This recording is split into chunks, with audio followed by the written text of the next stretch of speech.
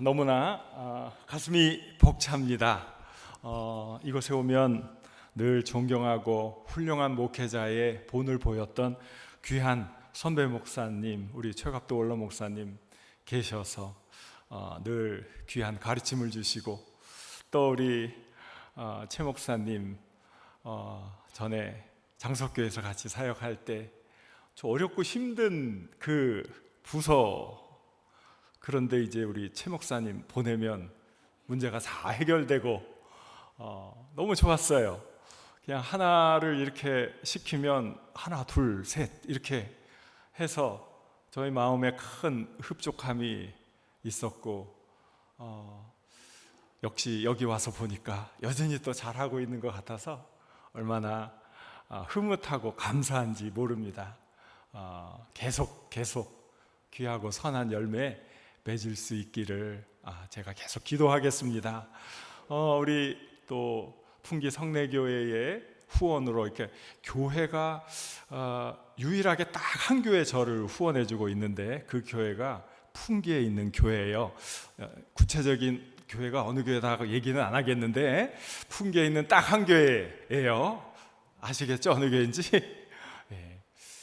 저는 지금 니카라과라고 하는 좀 여러분 듣기에 생소한 그러한 곳에서 신학생들을 양성하는 사역을 하고 있습니다. 니카라과라는 나라는 중미에 있어요. 그러니까 미국, 캐나다, 멕시코가 있는 데가 이제 북미라고 하고, 이 밑에 아르헨티나나 브라질, 콜롬비아, 에콰도르 뭐 이런 나라가 이제 남미라고 그러죠. 근데 그 사이에 파나마 운하가 있고요. 파나마 위에 코스타리카라든지 니카라과 뭐 이런 나라들, 코스타리카 이런 나라들을 중미라고 하는데, 그곳에서 사역을 하고 있습니다. 그런데 이 사람들이 얼마나 어렵게 사는지 몰라요. 이 사람들이 1년에, 우리나라는 곧 1인당 GDP라고 그러나요? 뭐라 그러나? 1인당 소득이 곧 4만 달러. 놀라운 일이죠. 4만 달러. 근데 이 사람들은요 1인당 한 3,000불 정도, 그러니까 10분의 1이 안 되는 돈을 벌고 있어요. 그러니까 보통 길거리에 나가면 이 사람들이 그냥 열심히 일해서 하루에 우리나라 돈으로 한 10,000원 정도 벌고 있습니다. 근데 돈 벌 거리가 없어요. 그래가지고 다 삐쩍 말라 있고요. 지나가는 개도 먹을 게 없어가지고 말라 있어요. 얼마나 비참하고 어려운 삶을 살고 있는지 모릅니다. 그 중남미에서 제일 어렵고 힘든 나라를 IT라고 그래요.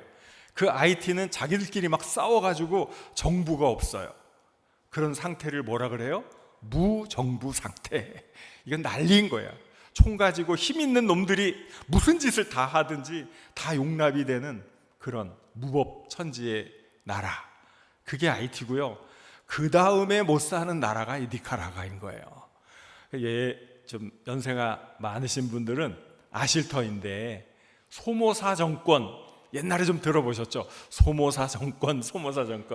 이 니카라과에 독재 정권이 있었는데, 미국만 이렇게 받들면서 미국의 개로 이렇게 살면서 백성들은 막 탄압했던 아주 악명 높은 중남미 정권이 소모사 정권이었어요. 그런데 이 사람들이 민중 봉기를 일으켜가지고 이 소모사 정권을 타도했습니다. 그리고 사회주의 정부를 세웠는데, 그때 이걸 타도하고 난 다음에 이 오르테가라는 이 지도자가 자기가 아직까지도 대통령을 하고 있습니다. 30년 가까이. 그러니까 이 나라가 얼마나 엉망이겠어요. 독재 국가에다가 사회주의 국가에다가 또 이 미국과 척을 지고 있으니까 얼마나 경제가 어려운지 몰라요. 거기서 매일매일 소망 없이 사람들이 살아가고 있습니다. 오늘 우리가 힘들어도 내일은 좀 나아질 거야, 내년엔 좀 나아지겠지, 이런 소망을 가지면 그 어려움도 극복할 수 있는 것이 사람 아닙니까? 그런데 내일이 불확실해요. 내년이 더 나아질 거라는 보장이 없어요. 소망이 없는 사람들에게 오늘은 지옥과 다름이 없는 곳이죠. 그런데 바로 그곳에서 많은 사람들이 기독교로 개종을 하는 현상이 일어났어요. 아마 그 땅에 너무나 소망이 없으니까 천국에 대한 소망을 갖기를 원했던 것 같아요. 그런데 그 땅이, 그 스페인이 300년 동안 지배를 했어요. 이 중남미 전체를. 스페인의 힘이 엄청났던 거죠. 스페인이요, 모두 잘하는 줄 아세요? 축구도 잘해요. 대단한 거예요. 옛날에는요, 힘이 셌어요. 중남미 전체 그 방대한 대륙을 다 정복하고 자기들의 국가적 시스템을 거기다가 이식을 시킨 다음에 거기서 나오는 금은 보화, 제일 좋은 것들을 다 훔쳐가가지고 스페인의 이 성당 이런 데 다 금으로 다 도배를 했어요. 엄청나게 부유한 삶을 스페인이 살게 됐죠. 그러나 이제 그 대영 제국의 함대하고 딱 부딪혀가지고 이제 해전에서 깨지면서 대영 제국의 시대가 오고 스페인이 이제 몰락하게 됐는데, 이 중남미의 이 엄청난 영향이 스페인에 있어 이 사람들이 자기네 나라 말들을 다 잊어버리고 이제는 모두 다 스페니시를 사용합니다. 자기네 나라 말을 몰라요. 자기네 나라 글도 몰라요. 스페니시를 쓰면서 스페인이 심어놓은 카톨릭을 믿고 있는데, 이 사람들이 많이 이제 개신교로 오게 됐어요. 근데 좋은 일인 것 같은데, 이 사람들이 어떤 현상이 일어나냐면 말만 잘하고 이렇게 번지르르 하면 다 목사를 하는 거예요.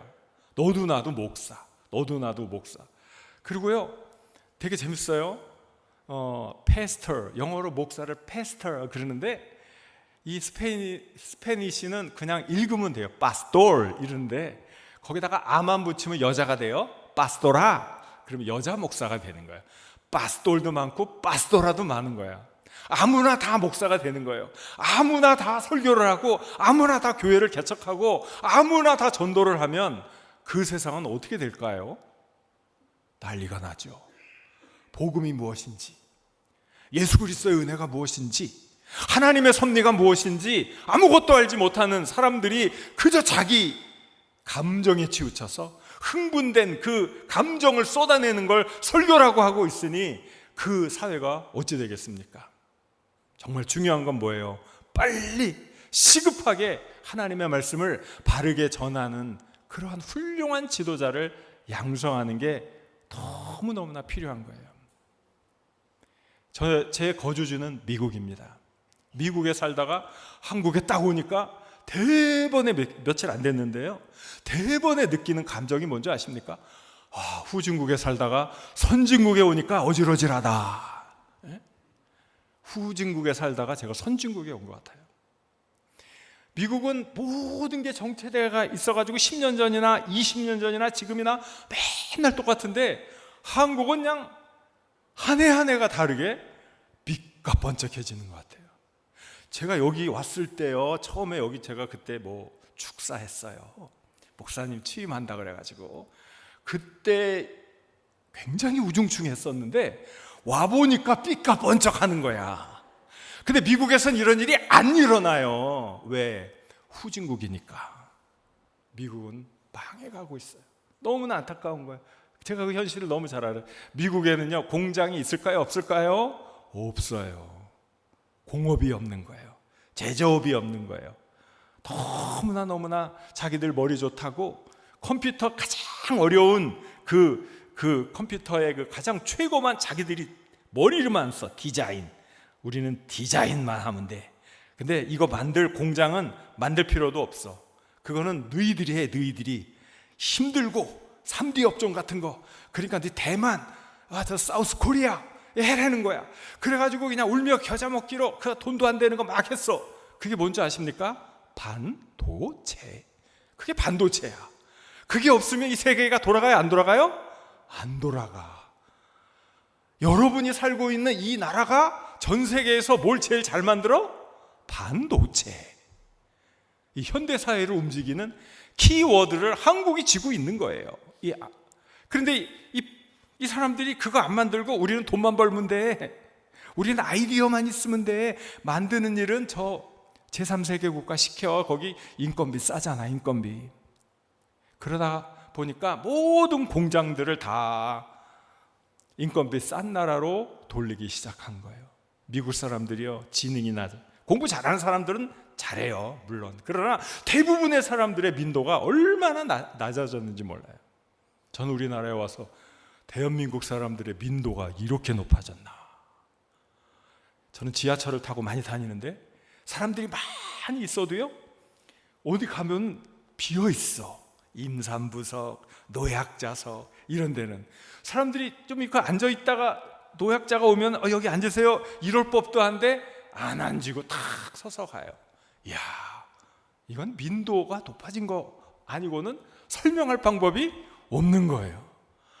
우리나라가 옛날에는 총도 못 만들었어요. 6.25 전쟁 때 우리나라 이 미군이요, 그 M1이라는 옛날에 자기네 나라에 이제 쓰지 않던 거, 그래서 공장 폐쇄했던 거, 그 옛 공장에서 쓰던 그 M1 소총이라는 걸 우리나라한테 준 거예요. 6.25 때 우리가 얼마나 많이 고통을 당했습니까? 총 하나도 없고 총도 못 만드는 나라예요. 그런데 지금은 대포를 세계에서 제일 잘 만드네.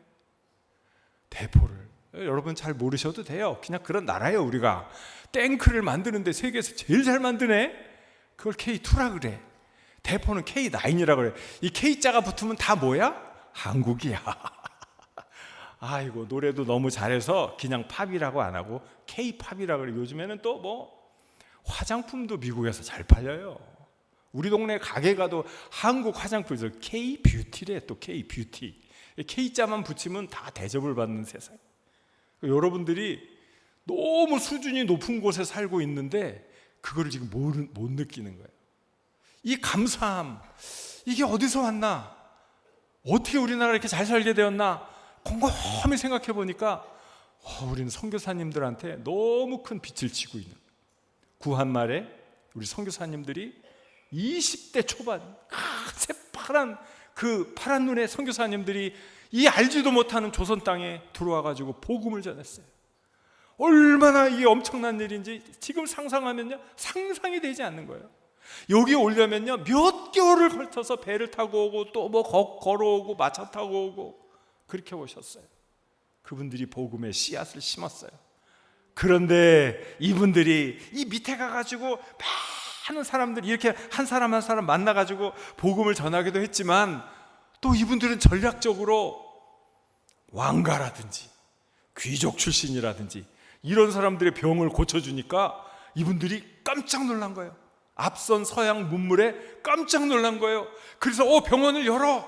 그래가지고 뭐 광해원인지 제중원인지 뭐 이런 왕실이 인정해주는 서양식 병원을 개설하게 해주고, 의과대학을 만들게 해주고, 이런 이화, 배제 같은 이런 서구식 교육을 시킬 수 있는 교육기관을 열 수 있도록 다 허락을 해줘가지고 우리나라의 인재를 양성하기 시작했던 거예요. 그 우리나라 초기에 정말 훌륭한 지도자들은 다 이 선교사님들의 신앙과 더불어 나라를 사랑하는 마음, 그런 마음과 더불어 이 미개한 나라를 빨리 무지몽매한 상태에서 깨어일으켜가지고 삼천리반도 금수강산, 하나님 주신 동산, 이 동산에 할 일 많아 사방의 일꾼을 부르네. 이런 감개무량한 찬양을 이 사람들이 부르면서 성장해 나갔던 거예요. 그 씨앗이 있기 때문에 그 짧은 시간 속 안에 우리나라는 이 식민 지배를 받은 이 역사를 가지고 있는 이 비참한 이 나라가 선진국이 된 거예요. 얼마나 놀라운 일인지 몰라요. 세상에 많은 나라는, 한국은 옛날부터 영국이나 프랑스나 독일이랑 어깨를 나란히 했던 강대국인 줄 알아요. 이게 얼마나 무슨 일이야. 아니야, 우리 얼마나 못 살았는데. 그때 꼴등이었어. 전 세계 아프리카 최빈국, 하다못해 필리핀 같은 나라에서도 우리나라에 도와주러 왔어. 우리나라에 싸워주러 왔어요. 와, 이 엄청난 일들 보세요. 한 사람의 인재를 키운다는 게 얼마나 중요한지, 한 나라를 개조한다는 게 그 많은 훌륭한 지도자들을 양성함으로 이루어질 수 있는 일이죠. 우리들이 이 전 세계에 나가 보면은 너무 어렵고 힘든 이런 상황을 직면하게 되는 거예요. 너무 안타깝고 너무 괴롭죠. 그런데 이 사람들이 가지고 있는 자원이 너무나 없어요. 배움이 너무 없어요. 오늘 무엇을 먹어야 하는지, 오늘 어디서 자야 할지, 내일은 무엇을 걸쳐야 할지, 가장 기초적인 의식주의 문제까지 고통스러워하는 이들에게 어떻게 하나님의 말씀을 전하고, 어떻게 이 사람들을 일깨워서 어떻게 이 나라를 이끌어갈 수 있는 지도자로 삼아야 하는가? 너무나 큰 그런 문제를 탁 직면하게 됩니다. 그래서 우리는 이 거룩한 일을 해야 한다 하고 그 현실 속에서 지도자를, 하나님이 사용하는 훌륭한 지도자를 만들어내는 이 거룩한 일, 이거 해야 된다 하는데 뜻을 보았습니다. 이게 정말 소중하고 귀한 일이에요. 그런데 그들의 삶은요, 얼마나 힘들고 얼마나 어려운지 몰라요. 아까 민도라는 표현을 했잖아요. 민도가 높겠어요, 낮겠어요? 낮을 수밖에 없죠. 왜 그래요? 배움의 기회가 없어요. 배움의 기회가 없어. 그러니까 먹고 살기 힘드니까 하루하루를 막 살아가야 하니까 배울 수 있는 기회를 다 놓쳐버리는 거예요. 그리고 그 사회에 오랫동안 썩어 있는 사회적 관습이라는 게 그 사람들의 삶을 다 하고 있는 거예요. 거기에는요, 보통 결혼식 같은 거 별로 볼 기회가 없어요. 왜? 15살 정도 넘으면 그냥 남자 여자가 눈이 맞으면 같이 살아. 그럼 한 17부터 애가 생기기 시작해요. 그런데 교육을 제대로 받았겠어요? 돈을 제대로 벌 수 있었겠어요? 가정생활을 온전히 이끌어갈 수 있겠어요? 그러니까 어떻게 해요? 삶이 공공하고 힘드니까 남자가 쫓겨나든지 나가든지, 그렇죠? 그럼 여자는 또 혼자 애기 키우고 살다가 또 공공하고 힘드니까 또 다른 남자 만나면 또 같이 살아. 그럼 또 아기가 생기면 또 아기를 키워. 그러니까 이제 형제가 여러 명인데 아빠가 다 달라. 아빠가 누군지도 몰라. 이런 사회인 거예요. 이게 아무렇지도 않은 거예요. 그게 모계사예요. 모계사회. 엄마가 중요한 거예요.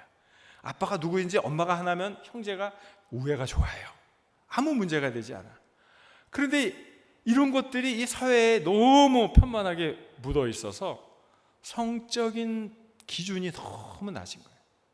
이 엄마가 애를 몇 낳고 살고 있는데 애들은 잘하잖아요. 또 새로운 남자를 만나가지고 또 집에 들였어.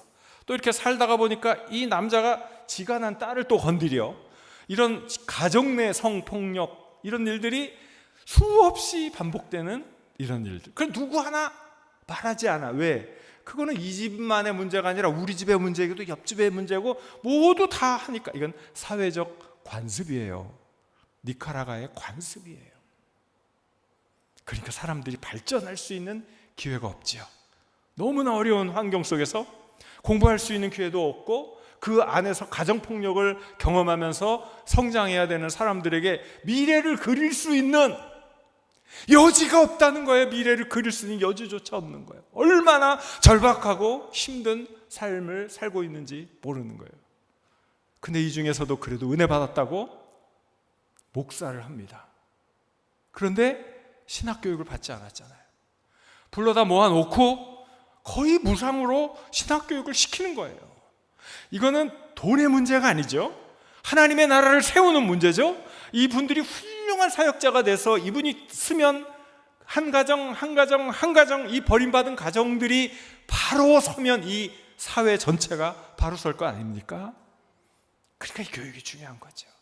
그런데 말을 할 수가 없어. 십계명을 들이댈 수가 없어. 왜? 이거 관습이에요. 관습이에요. 다들 그래요. 이 집안에도 이런 문제가 있고요, 저 집안에도 이런 문제가 있는데 왜 그런 얘기를 해요? 뭘 제시할 게 있어. 이거는 법적으로 안 됩니다. 이거는 큰일 납니다. 이건 감옥 가는 일입니다. 어떻게 얘기를 해요?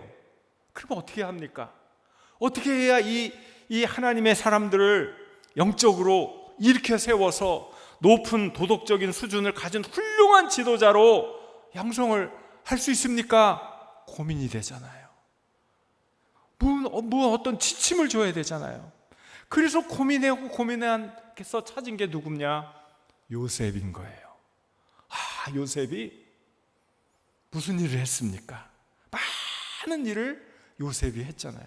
그 중에서도 우리 눈에 확 들어오는 게 뭐냐면, 주인의 부인이 요셉을 유혹할 때 요셉이 그 엄청난 유혹 앞에서 무너지지 않고 자기 파멸의 길이잖아요. 이게 주인 부인한테 찍혔다 그러면 이제 그 사람의 인생 사실은 끝나는 거예요. 그 사회 속에서, 그 고대 이집트 사회 속에서. 그리고 수없이 많은 여주인들이 그 가정에 있는 사람들을 그렇게 성적인 놀이개로 사용한 그런 사례들이 너무나 많은 거예요. 그 고고학적 자료들 속에서. 그래서 그런 수많은 그런 한 사람의 그런 사람으로 전락할 수 있었지만, 자기가 자기 자신을 지키는 거죠. 내가 이렇게 행하는 것은 하나님 앞에 죄짓는 겁니다. 자기를 지키는 거예요. 그를 죄를 지켰기 때문에 그 보디발의 가정을 지켜준 거 아닙니까? 한 가정을 지켜준 거 아닙니까? 그 한 가정을 지키면서 자기는 누명을 쓰고 감옥에 간 거예요. 이 영성, 이거구나. 이 요셉의 이 영성을 우리가 붙들고 나가면 무슨 법적으로 어떡하고 뭐고 어떡하고 이게 아니라 이걸 배우면 됩니다. 우리는 이렇게 살아야 합니다. 우리는 하나님이 부르신 하나님의 지도자인데 이렇게 살아야 하지 않겠습니까? 그래서 요셉을 붙들고 요셉을 연구하고 요셉을 통해서 그분들에게 나누어 주는 거죠. 우리 요셉을 우리의 모델로 세웁시다. 요셉이 가지고 있는 이 특성을 배웁시다. 그러면서 요셉이 가지고 있는 이 아름다운, 이 정말 하나님과 동행했던 이 놀라운 삶의 그 궤적들을 우리가 한번 따라가 봅시다. 하나님이 우리를 사용해 주실 거예요. 너무너무나 우리들에게는 정말 너무나 좋은 이 교재가 된 거죠. 그래서 요셉을 발견하고 요셉을 제시하는 거죠. 우리의 영성이 가장 중요합니다. 우리 사역자들은 정말 우리들이 영성이 하나님 앞에서 밝고 고하할 때 하나님께서 함께 하실 것이고, 어려운 가운데서 우리는 하나님의 음성을 선명하게 들을 것입니다. 그러니까 우리가 어떠한 상황 속에서도 이 요셉의 삶을 본받읍시다 하면서 이 요셉의 이야기를 나눈 거예요. 그러니까 그것은 뭐냐면요, 우리는 늘 요셉의 축복, 형통 그 이야기를 할 때 뭐라 그랬어요? 여호와께서 요셉과 함께 하셨다 그랬잖아요. 함께 하셨다. 그거를 우리는 너무나 나는 책임을 안 지고 하나님이 나와 함께 했어, 이렇게만 우리는 늘 해석해 온 거예요. 나는 무슨 짓을 해도 하나님은 나와 함께 하셔, 거의 이런 수준으로 이거를 해석을 해왔다는 거예요. 그러나 우리들이 하나님의 말씀을 묵상하면 여호와께서 요셉과 함께 하셨다는 이야기를 뒤로 이렇게 돌려보면 요셉이 누구와 함께 했어요? 하나님과 함께 했다는 거예요. 여러분, 그 뜻이 무슨 뜻입니까? 요셉이 하나님과 함께 했다는 게 무슨 뜻입니까? 엄청난 유혹과 엄청난 시련이 올 때 내가 거기에 타협한 게 아니라 내가 하나님과 함께 했기 때문에 타협할 수가 없는 거였던 거예요. 그래서 그 고난이 내 앞에 닥치지만 하나님과 내가 함께 해야 하기 때문에 내가 그 고난을 감수하겠습니다. 여호와께서 요셉과 함께 하심으로 그가 형통한 자가 되었구나, 그거였던 거예요. 그러고 나서 새롭게 보기 시작한 거예요. 요셉이 그 노예로 끌려왔잖아요. 뭘 알겠어? 뭐라고 막 하는데 종이니까 막 시켰을 거예요. 근데 종이 주인 말 안 들으면 어떻게 했을까요? 매 맞잖아, 때려. 근데 너무 억울하잖아. 나 히브리 사람이에요. 이집트 말 몰라요. 그렇잖아. 아니 이집트에 지금 금방 끌려왔는데, 팔려왔는데 무슨 말을 알아? 말도 몰라. 얼마나 구박을 당해 그 어린지. 그래도 남의 집 귀한 자식이라고 말이야. 아버지의 사랑을 받고 아버지의 편애를 독차지하고 채색 옷을 지어 입고 폼 막 잡았는데 그곳에 가서 대화도 안 되고 눈치 없다고 얻어 터지고 매일매일의 삶이 목숨을 끊고 싶을 만큼 고통스러운 시간이었을 거예요. 누가 그에게 따뜻한 눈길을 주었겠습니까? 눈칫밥을 먹으면서 모진 노동, 학대를 이겨내는 세월이 있었던 거예요. 우리는 그걸 너무 쉽게 잊어버려요. 천만에요. 우리의 하루하루가 그냥 지나가는 법이 없어요. 우리의 인생이 그냥 사라지는 법도 없어요. 누군가의 노력과 누군가의 수고와 누군가의 헌신과 누군가의 눈물과 누군가의 그 고통스러움, 그걸 통해서 우리의 인생이 빚어지는 거예요. 요셉이 그 어린 시절부터 학대를 받으면서 어떻게 생존해야 하는지, 매일매일의 삶이 생존을 위한 그런 투쟁이었던 거죠. 그래서 말도 알아들어야 했고, 말 알아듣기 전에는 눈치껏 이 상황이 이렇게 되니까 이 상황을 보는 그 안목이 어린 시절부터 이게 됐을 거란 말이죠. 사람은요, 말뿐인 그런 게 아니죠. 이게 무슨 높은 수준의 사회하고 낮은 수준의 사회가 있는데, 낮은 수준의 이 사회는 말이 모든 걸 결정한대. 근데 높은 수준의 사회는 말 플러스 컨텍스트. 이 말은 이렇게 했지만 그 여러 가지 상황이 짝짝짝짝 들어맞아서 그게 일치가 돼야 그 진정한 의미가 있는 그 하이 소사이어티의 뭐 그런 사회학자들이 구분하는 게 있어요. 생존을 위해서 상황을 파악하는 능력들을 키워나가는 거죠. 사람들과의 관계성 속에서 누가 힘이 있는 사람이고 누구는 무엇을 필요로 하는 사람인지 이거를 아는 거죠. 처음에는 막 그랬는데 주방에서도 불러, 요셉 주걱 어딨어? 아니, 주걱을 바쁘는 사람이 알지 왜 요셉이 알아? 근데 요셉이 아는 거야. 저기서 밥 가는데 뭐가 탁 걸렸는데 목 꽃갱이가 부러졌는데, 요셉 꽃갱이 이거 빠졌는데 이거 어떻게 해? 아니, 요셉이 어떻게 알아?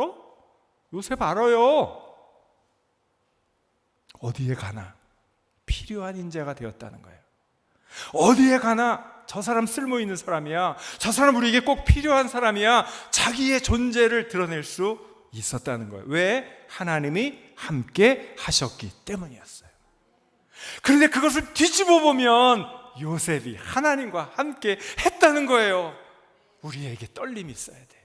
우리에게 결단이 있어야 돼요. 나는 하나님 다 내 삶을 이끌어 가시고 어려운 가운데서 그냥 뽑아 주실 줄 알았는데 아니었어요. 내가 하나님과 함께 해야 했기 때문에 그 죽음의 구렁텅이 속으로 빨려 들어갈 수밖에 없었어요. 그러나 그 죽음의 구렁텅이로 빨려 들어가는 것은 하나님의 계획이었어요. 네가 그 정도 수준에서 그렇게 살아서는 내 민족을 구원할 수가 없고 세상을 구원할 수가 없어. 너는 네 삶의 터전을 옮겨야 되고 엄청난 세상의 시련을 통제할 수 있고 다스릴 수 있는 지혜와 담력과 용기를 얻기 위해서는 너는 유학을 가야 돼. 너 이렇게 팔레스타인에서 어물쩍어물쩍거리면 안 돼. 당시 세계 최고의 선진국인 이집트로 유학을 보내는 거야. 좀 방식이 좀 이상해. 방식은 좀 이상했는데 유학을 그렇게 보낸 거야, 하나님이. 그렇게 우리는 볼 줄 알아야 되는 거죠. 참, 그 요셉의 삶 속에 이러한 놀라운 그런 것들이 있는 거잖아요. 보세요. 주인이 딱 보니까 요셉의 됨됨이가 대단하거든요. 이 요셉을 내가 어떻게 쓰느냐, 이건 나의 운을 좌우하는 거예요. 그러니까 요셉을 세우는 거예요. 그러니까 이 보디발의 집에 많은 복이 같이 깃드는 거예요.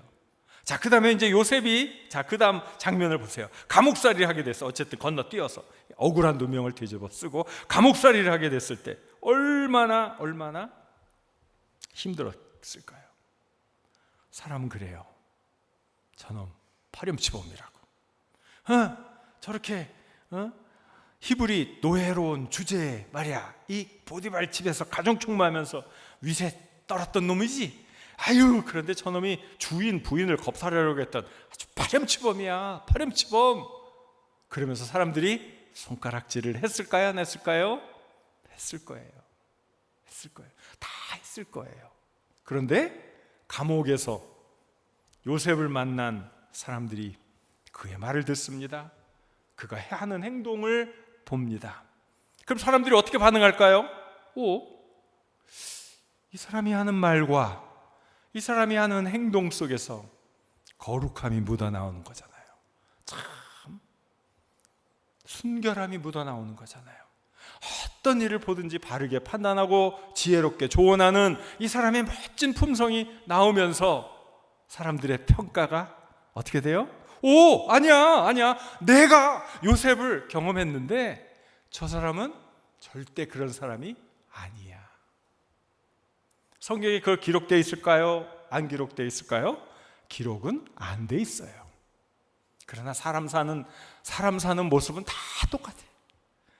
우리가 경험하는 거 그들도 경험하고, 우리나라에서 경험하는 거 이집트에서도 경험하고, 사람 사는 사람 관계는 다 똑같은 거예요. 뭐 몇천 년 전이나 지금이나 똑같아. 악한 놈은 악한 짓 하고 선한 사람은 선한 일 하고, 그런 거예요. 그런 이해가 있어야 돼요. 그렇게 인정을 받잖아요. 그러니까 이 간수가 감옥 일을 이 사람한테 맡기는 거예요. 이건 엄청난 일입니다. 이 간수장은 이 범죄자들 이렇게 다스리는데, 이게 그냥 보통 잡범을 다스리는 게 아니라 국가사법, 이 왕실 앞에 있는 최고 관료들을 임시로 이렇게 감옥에 넣는 이런 아주 특별한 감옥이었기 때문에 이 사람들이 복권되면은 간수장보다 훨씬 높은 직급에 오르는 사람들이란 말이죠. 그러니까 이게 간수장이 이 사람들 눈치를 잘 봐야 돼요. 어느 순간에 딱 복직되면은 또 혼나, 이 사람들한테. 그러니까 이 눈치 빠른 간수장이 얼마나 이걸 노력을 했겠어요, 그죠? 사람 보는 눈이 정확할까요? 흐리멍텅할까요? 간수장? 그거 정답을 모르시겠어요? 아무나 간수장 하겠어요? 사람 보는 눈이 정확하지. 자기 목숨이 걸린 일이, 자기 목숨이. 이 사람이 요셉을 발탁했다. 뭘 의미합니까? 옛날에 삼성, 지금도 삼성이 뭐 의리의리하지만 옛날부터 삼성 의리의리하잖아요. 삼성 신입사원 뽑는데 옛날 선대 회장이 누구죠? 이병철 회장인가? 그때부터 제일 중요한 게 인재를 어떻게 뽑는 거냐 해가지고 역술인인지 누구 관상 보는 사람까지 데려다 놓고 신입사원을 뽑았다는 말이 있잖아요. 사실인데 그건 사실이란 말이죠. 그만큼 인재가 중요하기 때문에 믿을 만한 사람을 뽑겠다는 의지잖아요. 간수장이 그런 사람이었어요. 그런 사람이 요셉을 발탁하고 네가 다 맡아, 나는 신경 안 쓸게.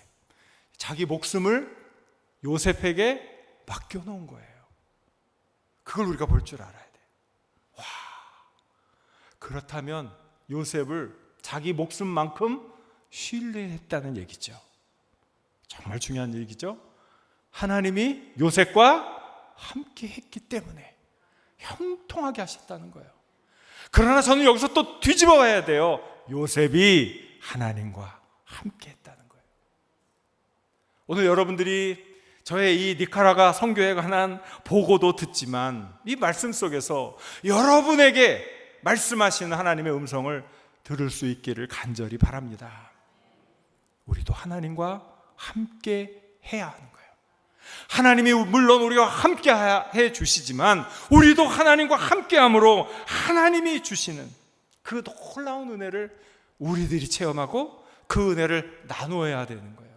저 사람을 보았더니 주님을 본 것 같아. 저 사람을 보았더니 마치 성경에 나오는 그 위대한 신앙인을 내가 만난 것 같아. 이런 고백이 우리들 주변에서 나와야 할 줄로 믿습니다. 하나님께서 하시는 놀라운 일들을 한번 보십시오. 그는 언제나 필요한 인재로 문제의 해결사가 되었습니다. 니카라과 사람들이 연 3,000불 정도, 우리나라에 비하면 10분의 1도 되지 않는 그런 경제력을 가지고 살아가야 되니까 얼마나 힘들겠습니까? 그러면 이 교회가 목사님에게 사례비를 줄 수 있는 교회로 성장하려면 얼마나 힘들겠습니까? 그러니까 이 목사님들도 개인적인 사업을 많이 하는데 좀 안타까운 점도 진짜 많아요. 막 찾아와가지고 내가 여기 교회도 하고 뭐 하는데, 내가 무슨 일을 하는데 여기 책상이 필요하니까 좀 달라. 밑도 끝도 없이 막 이거 달라 저거 달라. 근데 이 사람 뭐 맡겨놓은 거 있어. 참 대단하다. 신뢰가 막 떨어져. 네. 목사는 목사로서 일을 하지만 또 자기 일도 해야 되는데 거기 필요한 집기를 와가지고 뭐 달라 그러고 막 그러는데, 이 사람이 우리를 얼마나 안다고 와서 달라 그러지? 안타까운 마음도 있어요. 그래, 분명한 것은 뭐냐면 그분들도 복음 사역을 하려면 자기가 살아야 되니까 어떻게 해야 돼요? 경제적인 문제도 자기가 스스로 해결할 수 있으면 해결해야 돼요. 그렇다면 이 요셉의 모델이 너무나 중요한 거죠.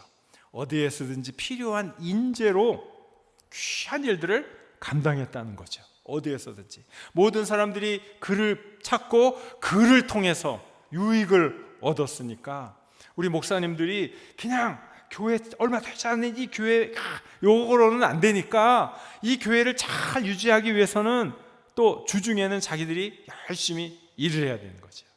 그래서 우리 신학교에 오는 분들이요, 우리 신학교는요 토요일만 해요. 왜 그럴까요? 거기도 또 미국 시스템을 옛날부터 받아들여 가지고요 주 5일째, 우리 한국은 주 5일째 한지 몇 년 됐죠. 그래도 거기는 전부터 돼 있었어요. 그래가지고 이 사람들이 월요일부터 금요일까지는 저마다 다 자기 직업이 있어요. 이 목사님들이 다 일을 해요. 일을 하고 토요일날 신학교에 와서 하루 종일 교육을 받고 그 다음날 주일날 가서 이제 설교하고 예배하고 믿음의 공동체를 돌보는 거예요. 그러니까 이분들이 자기 사업도 잘해야 되잖아요. 그러니까 이 요셉이 롤모델인 거야. 요셉은요 참 지혜로워요. 그래 모든 일들을 너무나 잘하는 거예요. 그 큰 막 풍년이 들었을 때 사람들은 야 흥청망청 그럴 거 아니에요. 그럴 때 요셉은 하나님이 주시는 지혜를 가지고 7년 풍년 뒤에 7년 흉년이 올 것을 하나님이 알려주셨으니까 그럼 그걸 어떻게 대비하냐, 이거. 아는 것도 중요하죠. 아는 거. 그러나 아는 것에서 끝나면 안 되는 거예요. 요셉이 그 바로의 꿈을 해몽했을 때 해몽만 한 게 아니란 말이죠. 바로가 근데 꿈이 좀 이상해. 어떻게 이렇게 막 뚱뚱한 소들이 이렇게 있었는데 갑자기 파리한 소들, 그냥 빼짝 마른 소들이 나와서 막 잡아먹어. 그런데도 뚱뚱해지지가 않아. 이삭이 말이야, 막 투실한 이삭이 있었는데 갑자기 비리비리한 이삭이 말이야. 근데 이야기는 잘 알죠? 그거 다 할 필요가 없잖아요. 제가 시간이 짧으니까. 그러면은 그게 이제 하나님의 메시지구나. 7년 동안 큰 풍년이 들지만 7년 그 다음에는 과연 전에 풍년이 있었을까? 상상도 하지 못할 흉년이 들 것이라는 걸 알려주잖아요. 요셉이 거기서 끝냈습니까? 아니잖아요. 그것은 신비로운 비전의 세계예요. 하나님이 이루어갈 미래의 세계예요. 미래에 대한 것은 점술가, 박수무당 이런 사람도 가끔 맞히기는 해. 그죠? 그럼 맞힐 수 있어요. 근데 요셉이 거기서 끝나면 그냥 그 정도 수준이잖아요. 근데 요셉이 뭘 하는지 정말 우리들이 놓치는 게 뭐냐면 그 뒷부분인 거예요. 요셉은 그 꿈을 해몽했을 뿐만이 아니라 그럼 그 꿈을 어떻게 대비를 해야 되느냐, 이걸 얘기를 한 거예요. 왕이시여, 이걸 대비해야 됩니다. 이걸 대비하려면요 전 이집트 전역을 다니면서 인재들을 발탁하고 이 인재들을 통해서 이 7년 풍년을 잘 잉여 생산물을 잘 보관할 수 있는 창고들을 곳곳에 세우고 이것들을 계획적으로 잘 저장을 했다가 그 다음에 7년의 흉년을 잘 대비할 수 있도록 그렇게 해야 됩니다. 그랬어요. 깜짝 놀란 거야 바로가. 그러니까 하나님과 이 사람이 직통으로 계시를 받아서 해몽을 할 뿐만이 아니라 현실적인 내 삶의 환경에서 이것을 개선시키고 발전시킬 수 있는 이런 처방전을 탁 제시하니까, 아니, 다른 사람을 찾을 필요가 없구나, 네가 적임자구나, 이렇게 벼락출세를 한 사람이 없어요, 세계 역사에. 감옥에 있던 사람이 갑자기 총리 대신이 된 거예요. 이런 사람 있으면 데리고 와 보세요. 제가 100만 원 드릴게요. 없어. 엄청난 일이에요. 놀라운 일이에요. 처방을 내리. 그게 중요한 거예요. 그걸 볼 줄 알아야 돼요. 그게 어떤 일이 일어납니까? 바로가 이 요셉을 이렇게 딱 세워놓으니까 어떤 일이 일어납니까? 시간이 조금 지나니까 먹을 게 없어. 그러니까 사람들이 왕이시여 음식 좀 주세요. 야, 공짜로 줄 수 없잖아. 그럼 우리 땅을 가져가시고 음식을 주세요. 왕한테 자기가 가지고 있는 땅을 바치고 음식을. 또 시간이 지났어. 그것도 없어. 그럼 어떻게 해요? 우리 자식들을 왕의 종으로 하고, 좀 지금 민주주의 사회에서 볼 때는 굉장히 나쁜 놈이고 그런 거지만, 왕정 국가 시대를 생각해 보세요. 모든 신민은 왕의 재산이잖아요, 그죠? 근데 왕권이 무지무지하게 강화되는 거예요. 요셉을 자기 신하로 둔 이 바로의 입장에서는 왕권이 굉장히 강화되는 엄청난 사건이라는 거예요. 왕은 자꾸 부자가 돼. 모든 땅들이 다 왕의 것들이 돼. 모든 백성들이 다 이제는 신민, 그 당시도 뭐 신민이지만 자기의 직접적인 노예가 되는 거예요. 엄청난 복이 왕한테는 이루어지는 거죠. 그러니까 지금의 관점에서 보면 아주 괴악하고 나쁜 짓이지만 아니라는 거예요. 자, 제 말씀이 드리는 요지는 무엇입니까? 배워야 되고요, 깨달아야 되고, 우리들이 우리의 삶에도 변화를 주면서 그 열매를 맺고 구체적인 그것을 우리의 것으로 만들어야 한다는 거예요. 저는 우리 신학생들에게 그래서 이 요셉을 제시하면서 요셉이 가지고 있는 이러한 장점들을 매일매일 습관화했으면 좋겠습니다. 이걸 통해서 우리를 발전시키고 우리의 목회 사역을 발전시키고 니카라과도 변화시키는 놀라운 일이 이루어나기를 간절히 바랍니다. 하고 있습니다. 여러분들도 계속 기도해 주세요. 제가 말씀은 많지만 제가 센스가 있는 사람이라 절대로 설교 길게 하지 않습니다. 설교를 길게 하면 무슨 특징이 있냐? 다음에 안 부른대요. 그래서 제가 다음에 또 와야 되기 때문에 오늘 하나님께서 들려주시는 음성, 그 음성을 들을 수 있기를 바랍니다. 하나님이 나와 함께 하신다. 너무 하나님 거로만 생각하지 마세요. 하나님이 다 해주실 것으로만 생각하지 마세요. 그 이야기는, 하나님이 요셉과 함께 하셨다는 그 이야기는 뒤집어 보면 요셉이 하나님과 함께 했다, 그거구나. 나도 하나님과 함께 하겠습니다. 나도 하나님과 함께 하겠습니다. 이 결단이 있기를 우리 주님의 이름으로 간절히 축원합니다.